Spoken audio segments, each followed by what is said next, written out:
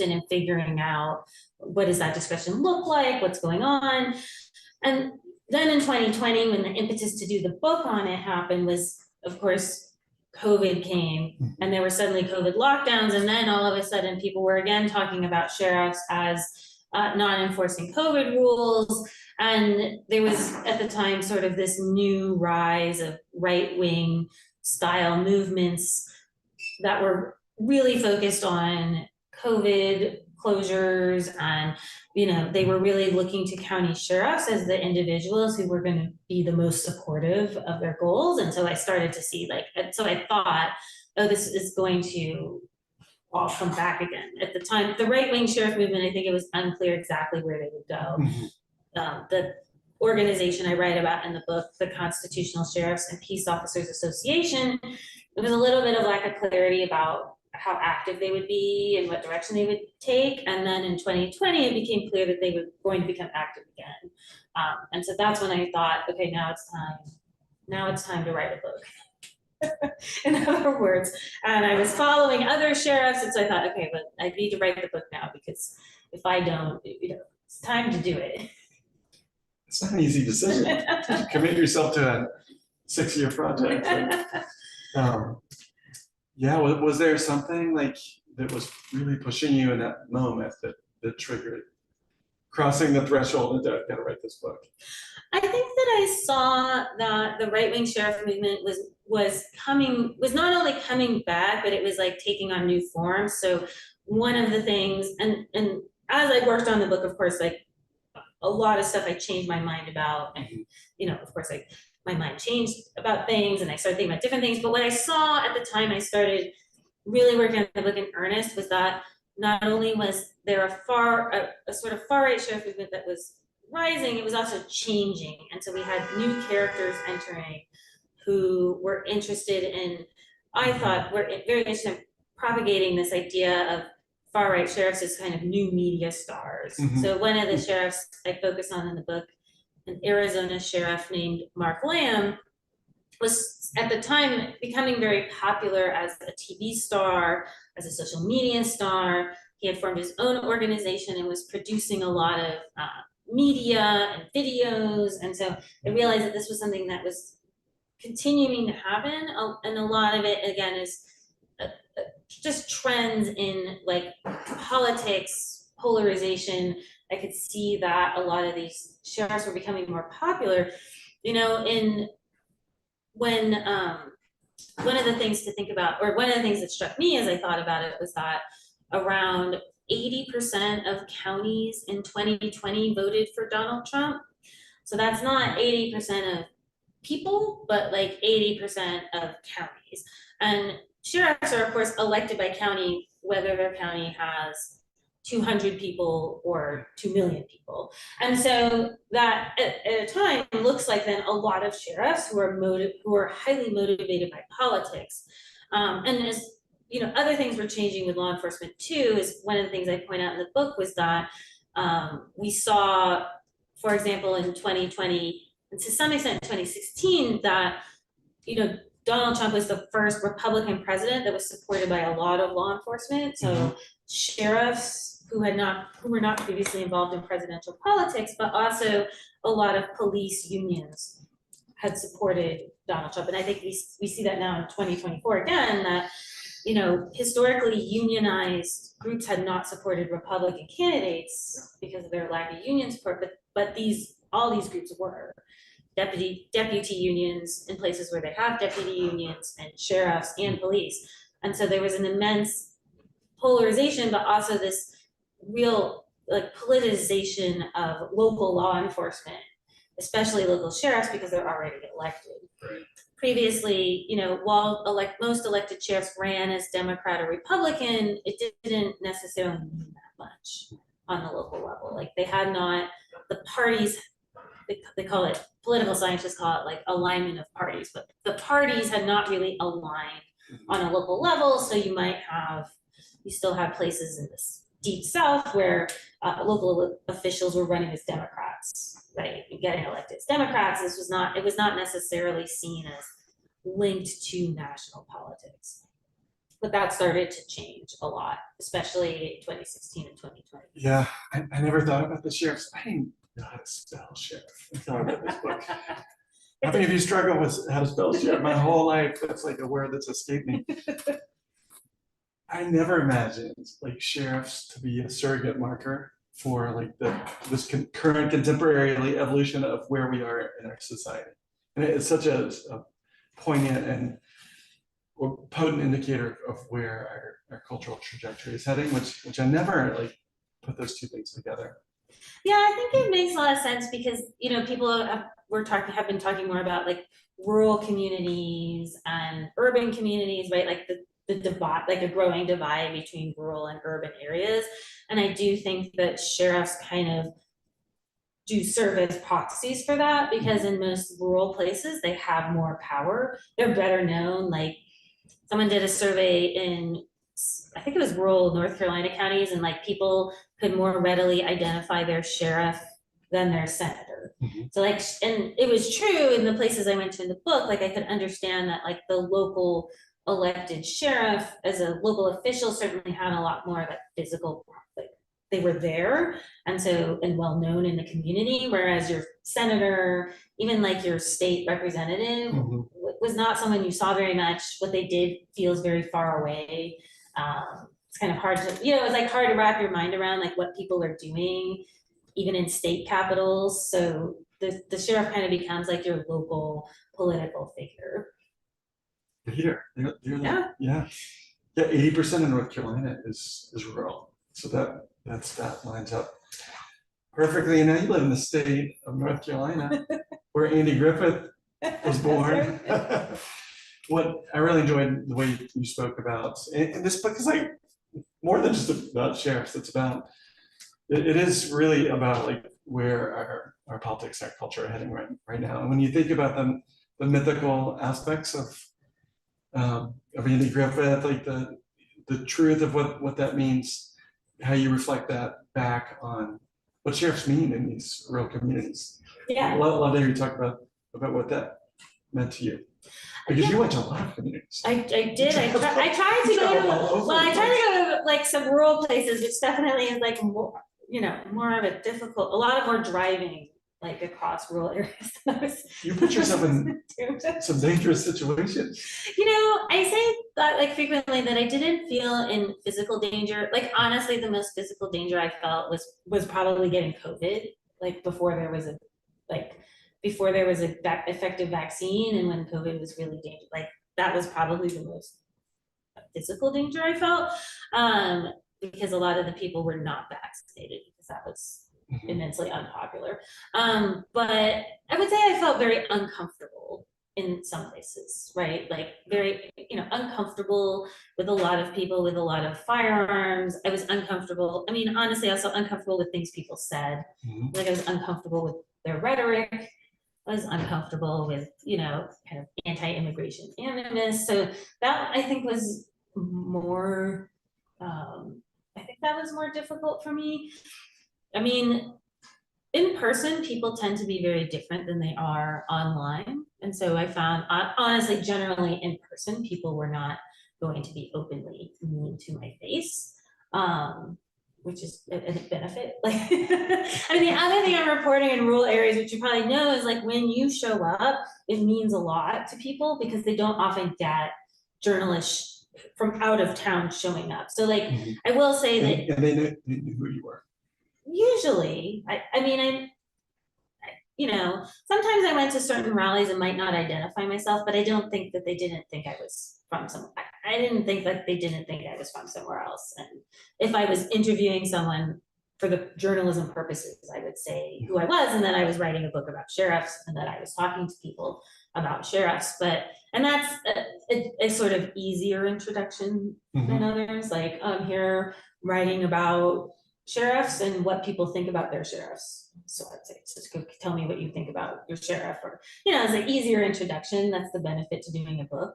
Then I think if you're like, I'm from the New York Times and I'm writing about, you know, XYZ. It was like it was a softer intro. So it was easier to talk to people. I didn't immediately you know, they were like, why are, you know, I think they thought, oh, why are you writing about that? But also, like, people don't go to these, they don't often go to these communities and talk to people very much. And so sometimes just showing up at least signals that you're serious. Like you're there and you're rather serious about what you're doing. You're not just like, you know, calling a few people, like, you know, so that to a lot of people means something, like to show up and say like, I'm here. And you know, that often in some cases that gets people to talk to you who don't want to. Sometimes it doesn't. Like not all sheriffs wanted to talk to me despite showing up at their office or something. But you know, that's just part of the job, is sometimes people don't want to talk to you. Well, you talked to a lot of people. It was really impressive, like the documentation, the exploration of the characters, the depths of these characters. It was just tremendous.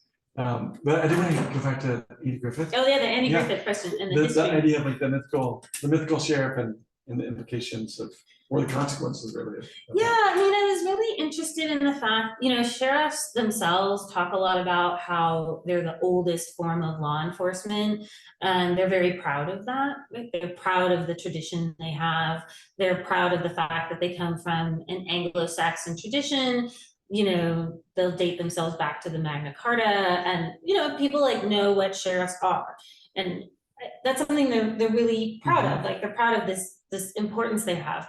And I was curious to understand how much of that was true. So that was really where I started, was, well, you know, so for example, sheriffs claim their name comes from the word shire reeve from England. And I wanted to know, and you know, I thought, okay, is this true? I read it on their website, but how much of this is true? And what I found when I started to look and delve into what was true is that a lot of the histories are written by sheriffs, or sort of what I would call like sheriff historians, like people who are just really interested in, their father was a sheriff, or you know, whatever. They're just very interested in that kind of thing. And so the history that was publicized was rather circular, like it was all referring back to each other, and there was no like original founding. There wasn't like a founding document that like laid this out. So I thought, okay, well, so as I started to piece together the history, what I found was that the history and the mythology was sort of tied up in a way that you couldn't, I couldn't disentangle what was strictly true from what was myth, right? And there's all sorts of, and then as I point out in the book, there's all sorts of myths about sheriffs. So there's this like Andy Griffith, the sort of friendly sheriff, and lots and lots of sheriffs use Andy Griffith as a touchstone. It's like it's the most common. Yeah, they all, even the ones that are, you know, rather mean, will all say like they're very inspired by it. Even Joe Arpaio says he was inspired by Andy Griffith. Really? Yeah, they all say it. Like they all say they're inspired by Andy Griffith. But then I realized like also there were concerns about these myths. So like for a very long time there was also this concern about like the sort of mean Southern sheriff, like the sheriff in Dukes of Hazzard, as like an example, right? He's always like chasing the boys, you know, right? He's like chasing the kids around. And there was an old yeah, right. And he was like mean Roscoe, right? And then there's was like a series of car advertisements that someone did that a company did using like the mean Southern sheriff to sell their car. And that's, you know, so there was like this idea that like the sheriff was both admirable, like sort of John Wayne, you know, I was used to, growing up in Texas, I was used to kind of like the John Wayne style sheriff, like white hat and horse. There was that sheriff, there was also the Andy Griffith sheriff, and then there was also this idea that like sheriffs were also mean, and that was in a sense kind of also like a myth that a lot of Northerners had crafted a myth like, oh, well, the Southern sheriffs are like really mean, and that's the problem with the South. And I realized like, oh, all of these are a bit like media creations that people were using. And of course, this tracks with a lot of, I mean, this is not novel in history, right? Like tracks with a lot of US history, and plainly we're living in a time in which like history is contested. Like what is the history, what's true, and how do we talk about that history? And, you know, so that in the book, I talk also about things like manifest destiny. How do we talk about manifest destiny when, you know, we know it involved like the removal and genocide of Native people, what does that mean, you know, to talk about sheriffs and their role on the frontier, like what's the frontier mean? And so that really, I think, helped me think a lot about like how we even just talk about the history of the US generally. Like most people learn about the history of the United States and manifest destiny is like a good thing. I mean, generally, I did in school. I think it's right. Like we think it's a good country. You learn it's a good country, and the founding documents are good. And even if there were some problems, like overall, we think it's, you know, a good country. But I found that there was a lot to like question in that, and that sheriffs kind of played a role in sort of all of this thinking about like how do we think about like the land that is the United States. I was curious about how the mythical characters evolved into something that could be problematic. They enable sheriffs to go beyond their reach of justice. Yeah, I mean, I think that, well, as I said, a lot of sheriffs are very proud of their history. And if you look at sheriff websites, they often, like unusual among public officials, they'll have histories of their office that go back to like sometimes before the founding of the United States. And they'll have a sort of select history, you know, often the histories be like, I compare them to like if you read about kings, because it'll be like, this was the first sheriff, and then this sheriff caught this outlaw, you know, this sheriff quelled this rebellion, this sheriff did, right? It's sort of like what the sheriffs did a bit, which is something I don't, like, you don't really see that with things like county commissioners or something. Like you don't really see like other local officials don't have the same grandiose like sense of history, right? And one of the things that history does, I mean, one of the things history does is enable the sheriff to use it as a way to talk about themselves as like very connected to the community.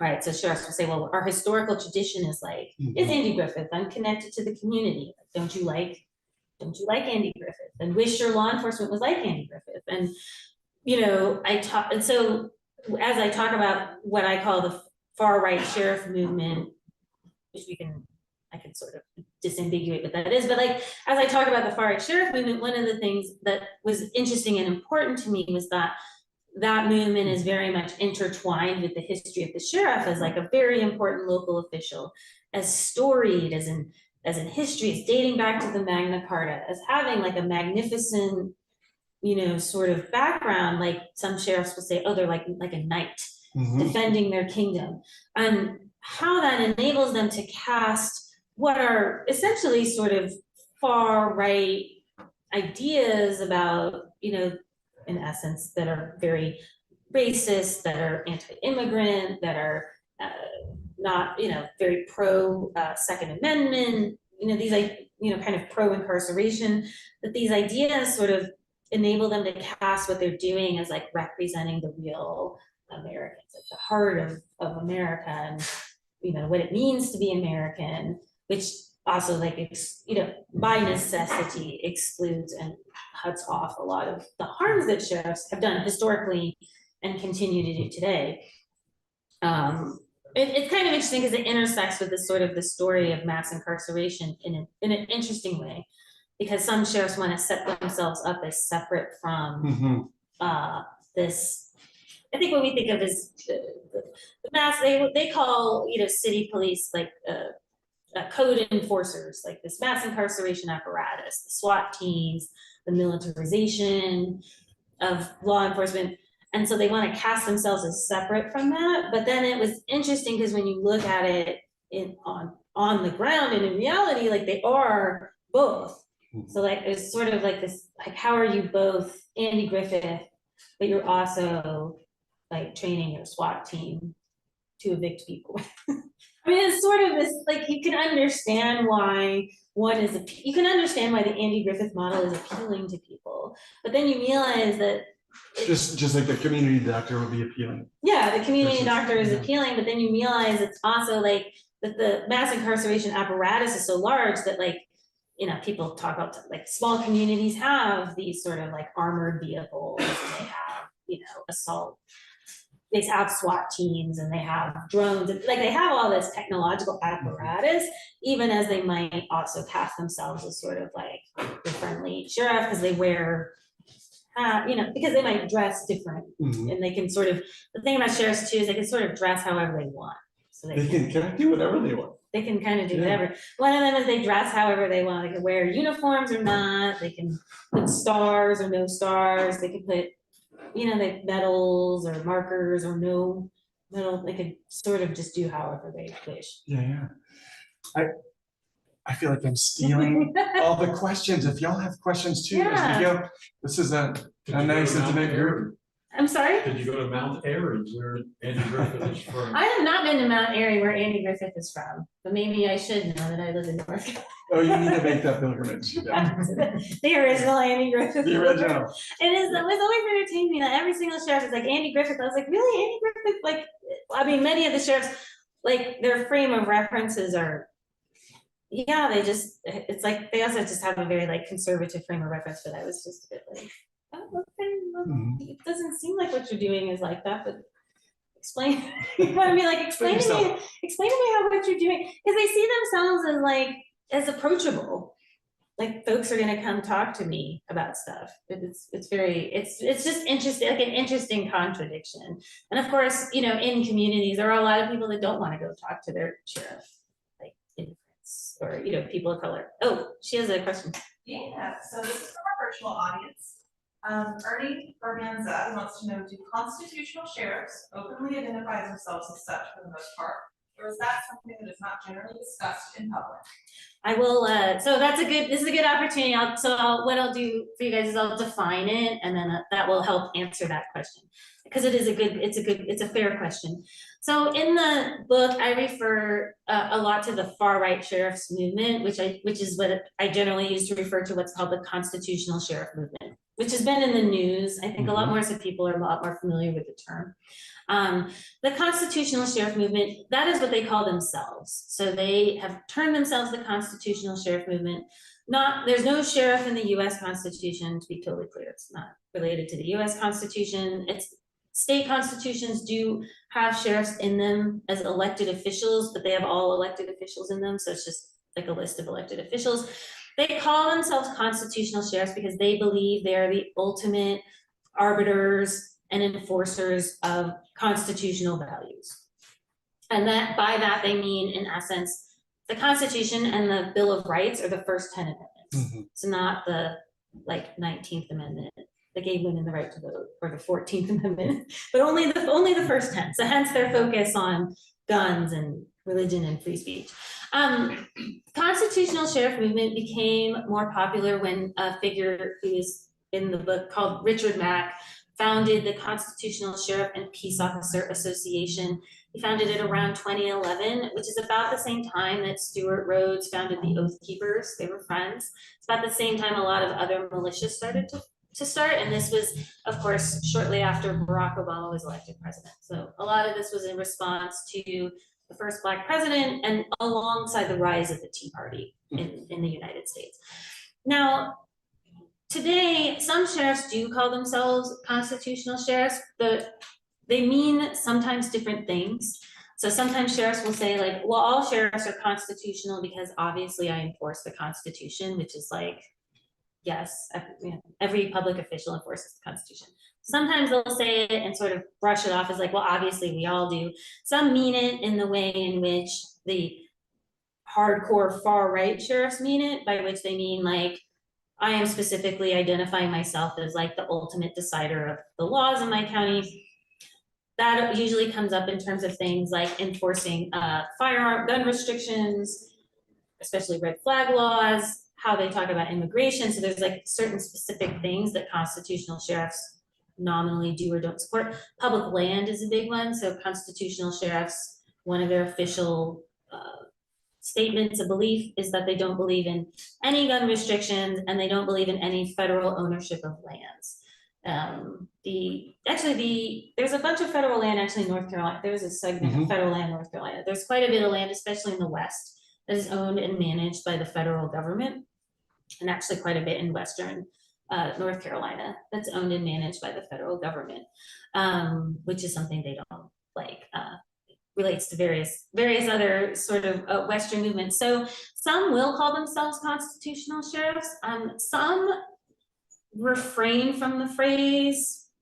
Some, you know, as the term has gotten more press, a lot more sheriffs don't want to say it. Now some will because they think it'll get them elected. So the other thing I've seen that's new is sheriffs will run on being a constitutional sheriff. Like so in Maricopa County, for example, there's an election going on In Arizona. In Phoenix, Arizona, where Joe Arpaio used to be sheriff, and there's a Democrat candidate and a Republican candidate. The Republican candidate used to be the lieutenant for Joe Arpaio. He was like Joe Arpaio's second in command.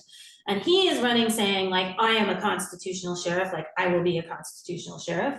He's pretty open about it. So that is another thing that has been happening. But the term is rather squishy, so people can mean different things by it. It's sort of not a set in stone thing.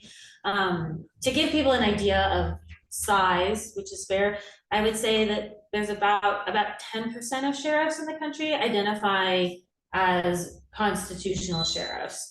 So about 300 out of over 3,000. So the actual constitutional sheriff movement is not, you know, it's far from a mainstream movement, I would say. But I also think that there's a lot of overlap between what other sheriffs are doing who may or may not identify as quote unquote constitutional sheriffs. Oh, we have more. Wait, is there an in-person? We'll take an in-person question. Did you have a? I think you mentioned that the sheriffs normally are elected. Is that prevalent in the entire country, or is it done in other ways? There are a handful of appointed sheriffs, actually. The sheriff in Seattle, the sheriff for the county that has Seattle, is actually an appointed sheriff, which they decided to do. It was elected, then appointed. Now it's appointed. Like they went back and forth a few times. Connecticut got rid of sheriffs, so they just decided not to have sheriffs anymore. So there's a few places that don't. Rhode Island, Alaska, Hawaii don't have sheriffs because they don't have counties. It's a slightly different system. So there are a few places where the sheriff is appointed, and there's a handful of places where the sheriff has a really limited role. Like they're elected, but they don't have, they aren't empowered to do as much as sheriffs are in most places. So there's like a little bit of discrepancy, like state to state, but even county to county. Deputy sheriffs ever elected? So deputy sheriffs are employees of the sheriff. So that depends on the state whether they're unionized. So some states have unionized deputies, which would mean that they cannot in essence be fired at will. Now a lot of places don't have deputy unions, and so what then happens is it's a bit more like when the sheriff comes in, and this happens in many places, he will come in and he will fire a bunch of people and then hire a bunch of people, because the sheriff is entitled to hire and fire who he likes, because the sheriff is entitled to enact whatever policies they like. So the sheriff can change, right? If a sheriff can change a lot of their policies just because they say so, which is sort of where they get this idea that they could do what they want, right? They can sort of change. The highest law in the land. I think that, so for example, and you know, they can change like how their jail is organized if they want. If they say so, they can change how they cooperate with ICE. They can change policies for traffic, like how they treat traffic stops. A lot of things are, I mean, law enforcement in general has a lot of discretion, but sheriffs in particular get to set a whole policy for their office and who's in charge, like who's their chief deputies below them, just at whim. So so one of the issues that happens is there's a great deal of like hiring your family, hiring your friends, you know, hiring that cousin who can't get a job anywhere else. Like that sort of stuff goes on a lot in sheriff's departments, because they can sort of hire whoever they can hire people who are loyal. What is the pecking order of law enforcement, say from sheriffs versus state police versus local or city police? Well, Is there any way to know? there is actually, the United States is interesting in that we have in this country some like 20,000 different law enforcement agencies, like across the country. So it's a lot of law enforcement agencies. Now, sheriffs think that they're like the boss in their county. They believe they are the chief law enforcement officer in the county. They're the boss. They do whatever they want. Yeah, that's it. That's who. They're the only. That's who's in charge. They think they're in charge. The reality is, like, how law enforcement works together and what they do is actually kind of complicated and often is like unwritten. Like, so what really happens in many cases is law enforcement generally cooperates.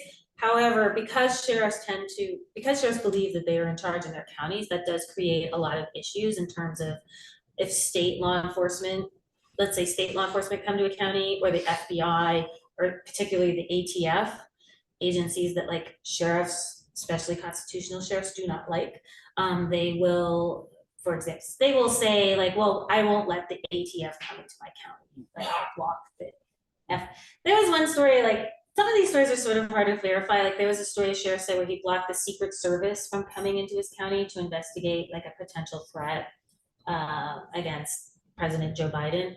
I tried to like track this down. So this was a Texas sheriff. So I thought, okay, let me figure out, like, did this actually happen?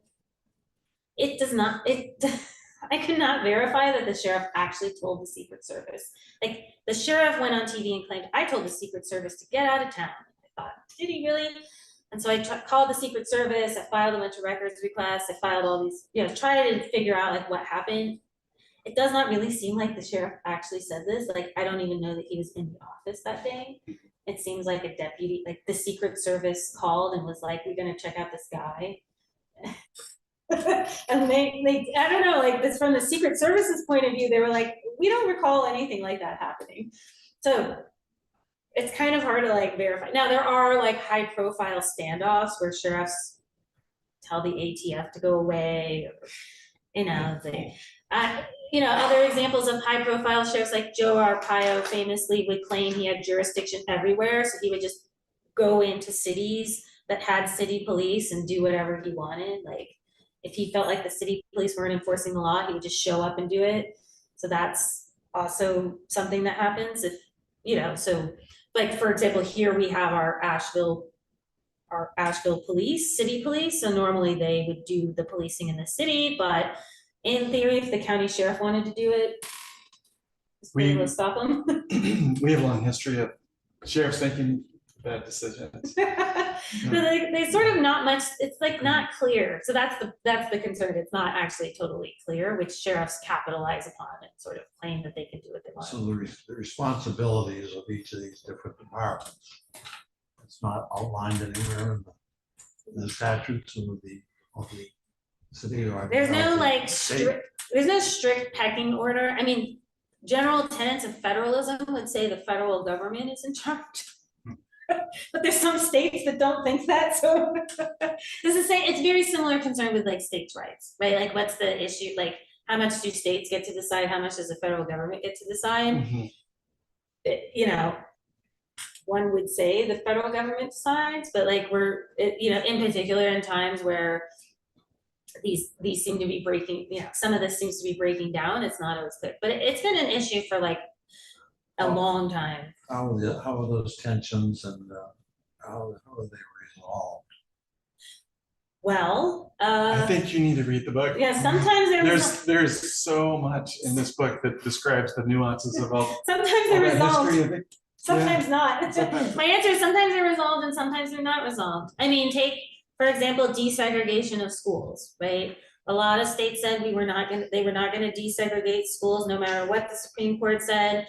Eventually the president sent, national troops down to resolve it. That was one way that it officially got resolved, but it doesn't mean that the local officials were happy. Like, it wasn't willingly, it was rather by force. So sometimes by force, generally we hope not by force. Let's put it that way. Sometimes by force is the short answer. We're not sure, but we remember that the Civil War was a war, which didn't happen without a war, so I remind myself that. Before we run out of time, She has a question too, sorry. one more question and then, One more question, and then I'm gonna let you go. Okay, So this is from John Calvin, and this is, how and why are sheriffs able to acquire so much military-grade equipment?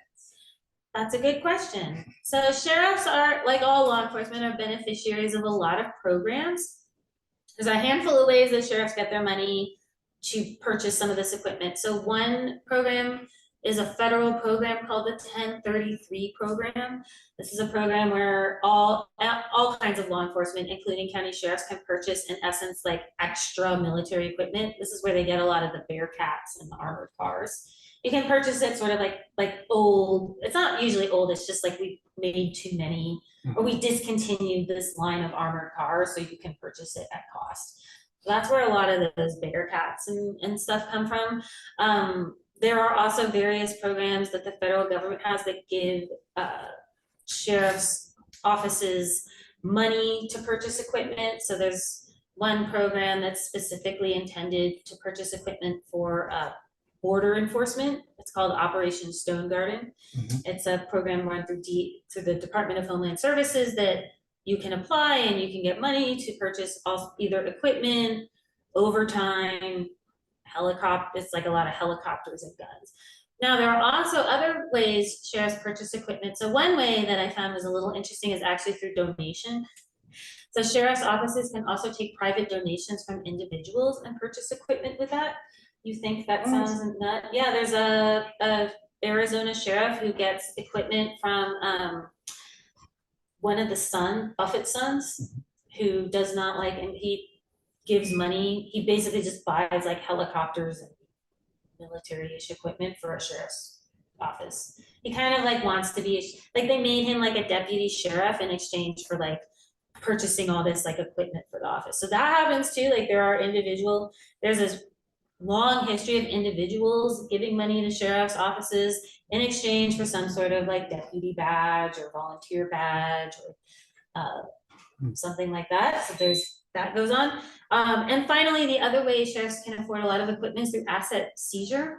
So sheriffs and other law enforcement can generally seize assets without people being charged with a crime. So if you are, this is very common in rural areas because they have low income. So if you are driving through a rural area and you have like, let's say you just sold your car and you have a bunch of cash. If a sheriff pulls you over and a deputy pulls you over and determines that this cash may be proceeds of a drug sale, some illegal activity, because they might say, well, like, why do you have $8,000 in cash? Obviously you're selling drugs. So they can seize the cash. They can even seize your car. They can seize houses, cars, cash, all sorts of things. They can use that money to purchase equipment as well. It's one of the ways they purchase, like, especially rural places purchase lots of goodies is through seizure, because they seize from people driving through, right? They're just passing by. So like it's seen as a benefit to the residents. So those are that's like a handful of the main ways they do it. A lot of asset seizure items like cars and houses also get sold. So one of the things sheriffs do in many places is they also sell things. They auction vehicles and guns and homes and all sorts of they will call it like forfeited items that they just sell. Sheriff sale. Sheriff sale. The sheriff sale is it's called in many places. They just sell it off to, and that's like another thing they do. There's in the book I point out there's quite a lot of money that flows through sheriff's offices, which helps them keep them powerful because they have this power to generate income. They can generate income by housing people in their jail. And to win elections. Then to win elections, and they have contracts. They have to pay someone to do the linens and the construction and the gun range and the firearms and who's going to train and who's right. There's so many contracts that they sort of become, in some places, there's also like a major employer. Like if you have a jail and let's say you staff your jail, 40 people, that's 40 jobs, right? So it's also jobs, that kind of, so in many communities, it's no small thing to be a sheriff and have sort of that much like capital at your at your command, let's say. Before we go Yeah. to that time. No, I know, I wasn't watching I that. would love to hear a little bit about your process, and in the book you describe what it's like to live with a writer. Maybe we can hear from your family too. Like what is that experience to be a writer, commit yourself to writing 400 pages, which is, I know you wrote a lot more than 400 pages to get to 400 pages. And how, like, what was it like to transition yourself as a lawyer to a writer, and what is it like to live into that, and what is your experience living with a writer, and what is that?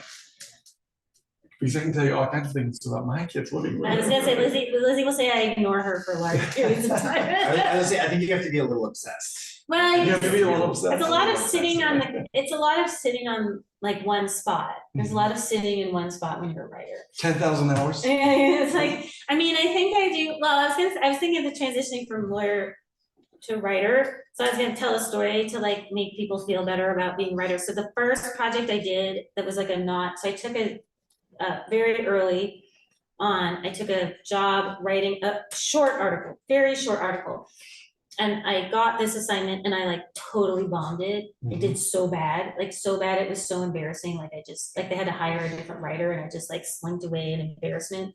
And they were like, this is bad. This is not what we want. You sound like a lawyer. And I was like, oh my God, this is like the worst experience ever. I don't think I could do this again. Right. It's just like horrible screw up. I'm still embarrassed like to this day that happened. But the good news is you can learn. The good news is you can learn and improve. I mean, I think the challenge in writing a book was, one of the challenges was finding like a through line to write the whole book. And I mean, this book involved a lot of, I would say the thing I learned from a book, which is like about writing a book that I would do again, was like, you just have to write to the end and then go back. Because like a lot of writing a book is like you write the book and then you rewrite the book and then you rewrite it again. And so that was, I definitely found that like I had to get to the end before I could figure out what the book was about. And then I went back. But certainly, yes, this book has its own, as every book does, like chapters that were removed and then added. I mean, one of the issues with this book was also predicting what the political climate would be. Well, you had to navigate COVID. And there's COVID, but then I had like a chapter about like Ron DeSantis at some point. And then like, because I didn't know who would run for president. And so I sort of had like, oh, will it be Ron DeSantis? And right, and then that chapter got scrapped, like we had to scrap the Ron DeSantis section and sort of, so it's like hard to, like one of the challenges of books is because the book comes out so much later, like the time frame is so long, you kind of like don't know where people will be, like what will people be thinking about? And so characters were cut because they're not relevant. And there's not like Donald Trump. There's like characters, like some characters got cut because they had just disappeared from relevance. And as my like my editor had to keep reminding me when I was working on the book was like 2017, like by the time this book comes out, 2017 will have been almost a decade ago. Like you have to remember that like this is a what, like the book is coming out in 2024, and so you're living in like the time of the book, right? Because you live in the time of the book, and then you're like, oh, but the time of the book is not like the time of the reader of the book, and so you have to sort of adjust the calendar. So relevant. Yeah, so relevant. So your husband mentioned obsession. Was there a singular aspect of obsession that like really drew you into and enabled you to get to the end of the book? One of the things I really liked about doing this book was I really liked doing the historical research. So like I actually had to get yelled at several times by the editor to stop because I kept going through. So libraries weren't open, but then there's like Internet Archive got so much better. Like the Internet Archives improved vastly, I think, largely because of COVID, because archives were closed. And so all this stuff came online, and I just found like all of a sudden you could get so many things. And so I got very like, I would look at like newspapers, right? I was very interested in like pulling up all these historical things. And then I kept finding more historical things, more things I wanted to look at. And so, and then like, as I worked on the book, a lot of these Internet Archives like improved. So like they added, so like the Internet Archive, which you should use if you can, like put a whole lot more stuff. So they have even more things in there, like magazine articles and all these things, and and I was like, oh, now I can like get everything I ever wanted in archives, right? But which is a really fun part of the book, like the reading it as historical nonfiction, and also reading it as like narrative, and also reading it as a bit of a memoir too. It was beautiful how you intertwine those things. That was very fun. But yeah, I loved doing the history part. That was like one of the things I got very like. Were you a history major back then? No, I wasn't, but I kind of wish, and then I wanted to learn. I was like, oh, I don't know anything about all these things. I gotta learn all this history. All of a sudden, I kept reading history books, and like I said, my editor was like, you have to stop. You cannot read any more things. No more things. So- David just said too. He's like, no more books. I'd be like, I don't need to read 5 more books. Hi. I think we have a question from the audience. We are on the. Is it almost at the time? top of the hour, so one more question, then final thoughts? Can I ask one more question? You can ask one more question. Unless you have someone online. You described that we should abolish sheriffs. I do. So, and we have a sheriff in town, Quentin Miller, who's very progressively minded. He doesn't want to be abolished, I'm sure. Uh, No, it was not personal. And you're gonna have to have conversations with people now that this book is like in the world. What is it gonna be like now having conversations with people like Sheriff Miller? Yeah, I mean, I already got yelled at by like a sheriff employee about like that, they didn't like my book. So it's I've already experienced like the part where, they didn't like the fact. I mean, look, I would say first of all, it's none of it's personal. Mhm. I think, look, if you are a truly progressive sheriff, then you must surely understand deeply just how the institution is difficult. Like, I do believe that if you are, and I talk to, sheriffs who are elected to enact more progressive agendas, they know deeply exactly how hard it is. Like, you watch them do, it is not easy. Like, To manage the jails, and it's hard, but then you have to fight all the other sheriffs. I mean, just to talk about like North Carolina, our state elected a handful of Black sheriffs, our sheriff, one of them, and the sheriff of Charlotte is one of them. And immediately the State Sheriff Association passed laws saying you must cooperate with ICE. And all these sheriffs ran on not cooperating with ICE, and all of a sudden all their peers, they're sort of like white, peers, sheriffs, were like, no, we don't think you should have that discretion. All the sheriffs saying, we're the highest law, you get to decide what you want, et cetera, et cetera. And they're like, we're kidding, except for you. And that happens over and over. Like, you see the sheriff saying, oh, you can do whatever you want. Well, except if you're doing that, you don't like that so much. And it's not, it's not like a coincidence, like it's not random.